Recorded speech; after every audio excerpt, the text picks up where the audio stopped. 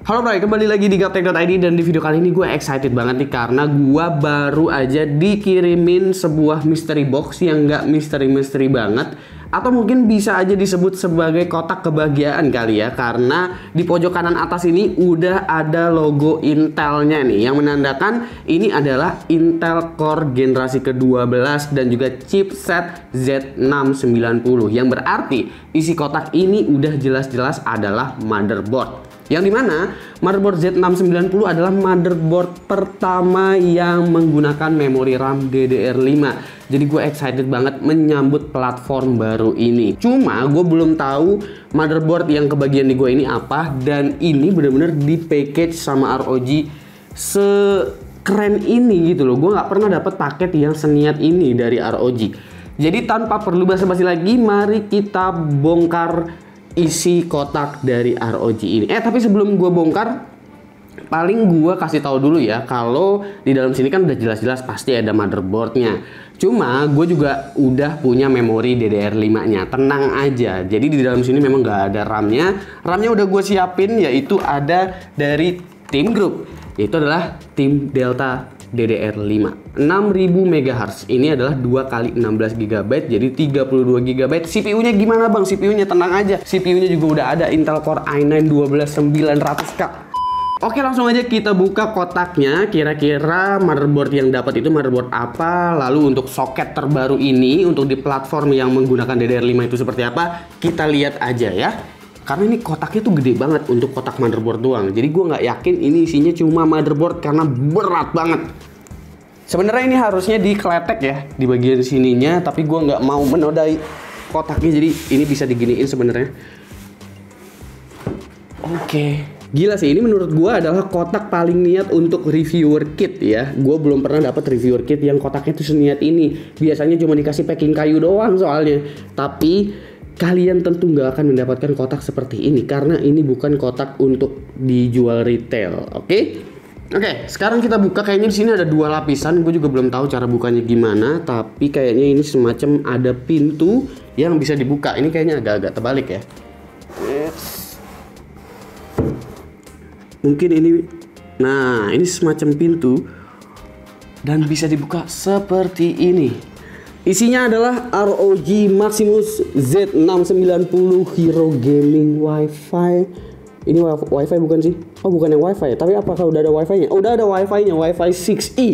Ini motherboard yang akan nanti gue pakai untuk menguji Intel Core i9 12900K dengan RAM DDR5.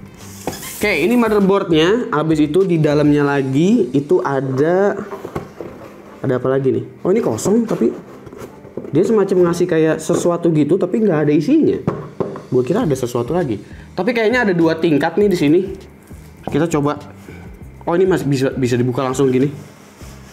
Wow, ada ROG Ryujin 360. Harusnya ini ROG Ryujin versi kedua ya, karena di sini udah ditulisin kalau dia support untuk LGA 1700, yang dimana itu adalah soket terbaru untuk Intel nanti ya. Sebenarnya 1151 sampai dengan versi terakhir itu soketnya nggak berubah sih untuk lobangnya. Apakah LGA 1700 itu beda mounting ya? Gue juga belum lihat sih di bagian motherboardnya. Jadi ini adalah coolingnya, ya ini Ryujin Mark II atau Ryujin 2 ya. Bisa kalian lihat. Kalau si Ryujin 2 ini dia punya OLED yang jauh lebih besar. Tapi fokus gue kayaknya bukan ini deh. Kita lihat ini tuh nanti aja pas misalkan gue udah ngetes motherboard dan juga prosesornya, karena gue pasti colokin ini sih. Kita skip dulu si Ryujin 2 360 nya. Sekarang kita fokus aja ke si ROG Maximus Z690 Hero. Gue penasaran sih apa yang didapetin sama motherboard ini. Kalau kita lihat belakangnya, itu dia kayaknya ukuran prosesornya itu untuk soketnya dia nggak ukuran persegi ya, tapi ukurannya lebih kayak persegi panjang. Jadi ini mirip-mirip seperti CPU HEDT, tapi ukurannya mungkin sedikit lebih kecil. Lalu kalau kita ngelihat ke bagian sampingnya, kayaknya ukurannya masih ATX. Habis itu dapat antena, habis itu dapat USB 3.1 Gen 2 2x2. Habis itu ada Hyper M.2 card. Ini udah dapat di dalam paket penjualannya kalau misalkan kalian pingin RAID SSD dan jalan SSD-nya pada PCI Express kali 16 bukan kali 4. Kita langsung lihat aja kali ya untuk motherboardnya. packagingnya juga selalu menarik. Namanya juga motherboard mahal. Abis itu kita langsung temuin motherboardnya. Di bawahnya ada aksesoris-aksesorisnya, tapi kita akan fokus dulu ke motherboardnya. Oke, untuk motherboardnya ini dia menggunakan soket LGA 1700 dan bener aja dugaan gua kalau CPU-nya tuh bentuknya memang agak-agak persegi panjang gitu, nggak ukuran persegi. Dan ini adalah soket DDR5. Soket DDR5 ini secara ukuran kurang lebih masih mirip-mirip dengan DDR4. Tapi kalau gua perhatiin di sini kayaknya kakinya tuh lebih bener-bener ada di tengah ya, bukan kakinya tapi lebih ke apa ya, kan kakinya ada dua tuh, kanan sama kiri. Dia tuh tengah-tengahnya tuh bener-bener tengah gitu loh. Gue ngomong apa sih? Terus di sini dia tuh kayak karbon ala-ala gitu ya di sininya. Tapi sebenarnya itu dia bertekstur. Kalau kita pegang dia agak-agak bertekstur gitu. Asik banget sih. Gue nggak tahu nih ini bagian logo ROG-nya ini dia bisa nyala apa enggak. Tapi soalnya kalau dipegang dia agak-agak bertekstur juga dan kayak biasa dia selalu ngasih semacam kayak kaca gitu. Di sini harusnya ada OLED-nya. Jadi indikator-indikator harusnya kelihatan, cuma gue belum tahu deh ini ada OLED-nya apa enggak. Kita lihat coba di box-nya. Oh ya, ada OLED-nya. Dan ini juga nyala. Abis itu di sini udah menggunakan PCIe Gen 5 ya.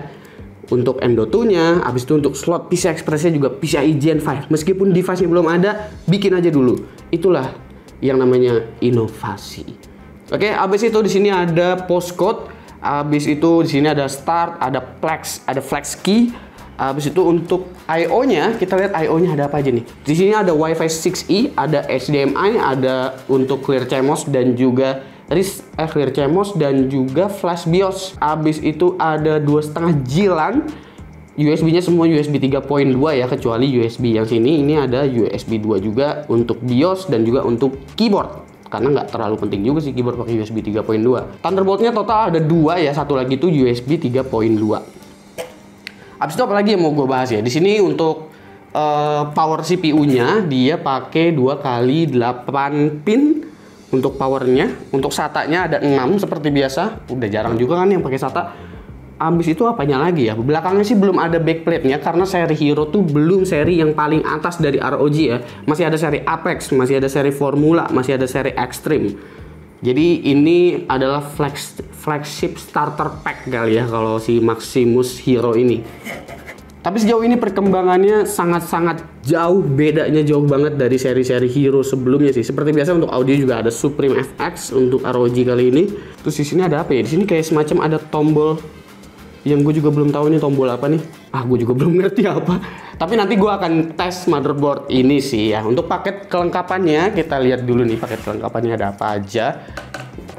Biasanya Maximus Z690 Hero tuh paket penjualannya nggak selengkap seri-seri flagship yang di atasnya. Tapi kalau kita lihat tadi di belakang dia udah dapat Hyper M.2. Jadi menarik banget nih. Tinggal harganya aja nih gimana nih ROG. Harganya berapa nih? 5 juta nggak? Nah ini Hyper M.2-nya, ini bukan VGA card ya. Jadi kita dapat Hyper M.2. Hyper M.2 ini dia PCIe Gen 4 harusnya.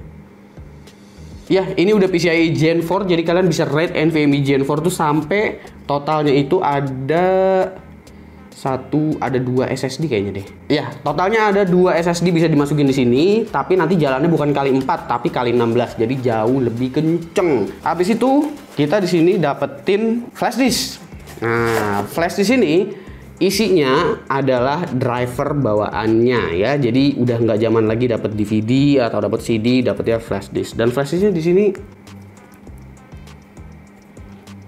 keras.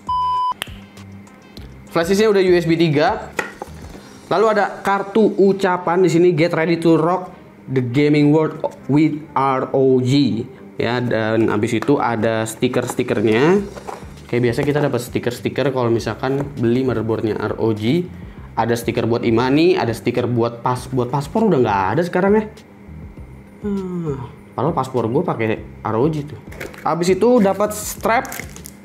Ini bukan buat kabel, tapi ini buat gantungan kunci. Aksesoris saja, ada antena WiFi, ada kabel SATA. Habis itu juga ada jumper buat power. Habis itu ada ini apa nih? Ini apa nih?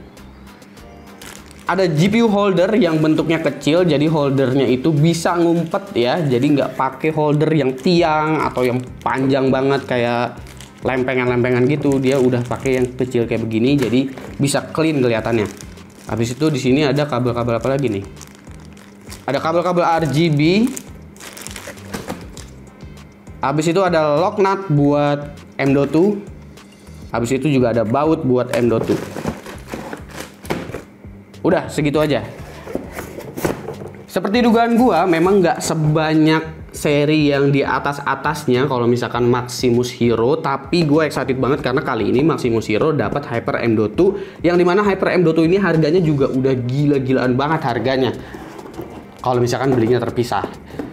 Jadi segitu aja video gua untuk si mystery box atau kotak kebahagiaan ini. Gue nggak sabar banget pengen ngetes platform yang menggunakan DDR5 ini dan kira-kira performance CPU dari Intel Core generasi ke-12 untuk LGA 1700 ini seperti apa. Apakah Intel bisa comeback untuk melawan AMD? Kita lihat aja nanti, karena pas gue bikin video ini gue belum boleh untuk munculin benchmarknya dan emang paketnya baru datang juga. Jadi tungguin aja tanggal 4 November 2021 kalian udah bisa ngelihat performance dari Intel Core generasi ke-12. Nggak cuma dari gua aja kok, seluruh dunia akan tayang. Oke, segitu aja dari gua. Jangan lupa like, share, dan subscribe jika video ini menarik buat kalian. Follow sosial, gua bingung. Oke, segitu aja dari gua untuk video kali ini. Jangan lupa like, share, dan subscribe jika video ini menarik buat kalian. Follow sosial media gua kalau lu kepo sama apa yang ada di balik layar Gaptek. Beli juga merchandise Gaptek kalau kalian ingin support Gaptek dengan cara lain. Ada beragam t-shirt di sana, silahkan cek link di deskripsi kalau emang kalian mau beli. Gue Suki dan seperti biasa sampai jumpa di lain kesempatan.